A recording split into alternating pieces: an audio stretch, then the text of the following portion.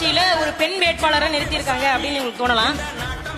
ஆனா நீங்க நல்லா தெரிஞ்சுக்கங்க. ஏன்னா நீங்க கட்சி உறவுகள் மட்டும் வரல, கட்சி உறவுகளோட குடும்பத்தினரும் வந்திருக்கீங்க. நீங்க நினைக்கலாம் இது ஒரு சாதாரண கட்சி, இந்த கட்சியில எதுக்கு இருக்காரு, போய் நம்ம கணவர் இருக்காரு, நம்முடைய மனைவி இருக்காங்க, நம்முடைய அண்ணன் இருக்காங்க, நம்முடைய தங்கை இருக்காங்க அப்படின்னு நீங்க நினைக்கலாம். இந்த கட்சி வந்து ஒரு சாதாரண கட்சி இல்ல. ஏன்னா நீங்க எடுத்து உங்க எல்லாருடைய கையிலயும் அலைபேசி இருக்கும், எடுத்து பாருங்க. இந்தியால இல்ல, தெற்காசியா முழுமைக்கும் பெண்களுக்கு சரிக்கு சமமான அதிகார பிரதிநிதித்துவத்தை கிடைத்த கட்சி தெற்காசியா முழுமைக்கும் கிடையாது. இந்தியால கிடையாது, மலேசியால கிடையாது, சிங்கப்பூர்ல கிடையாது, ஜப்பான்ல எங்கும் இல்ல.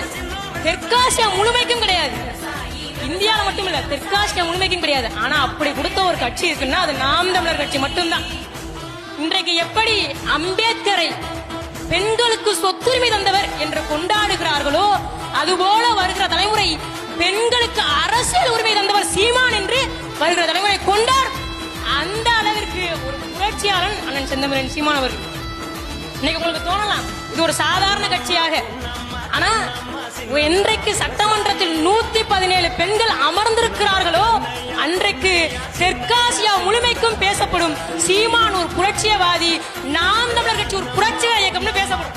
உங்களுடைய பிள்ளைகள் சொல்லும், என்னுடைய அப்பா இந்த கட்சியில தான் பயணிக்கிறாரு, என்னுடைய அண்ணன் இந்த கட்சியில தான் பயணிக்கிறாங்க, எங்க அம்மா இந்த கட்சியில தான் பயணிக்கிறாங்க. இன்றைக்கு எப்படி விடுதலை போரில் பங்கேற்றவர்களை தியாகிகளாக ஒரு புரட்சியவாதிகளாக கொண்டாடுகிறார்களோ அதே போல நாம் தமிழர் கட்சியில் பயணிக்கிறவர்களையும் புரட்சியவாதிகளாக தியாகிகளாக கொண்டாடுகிற ஒரு காலம் வரும்.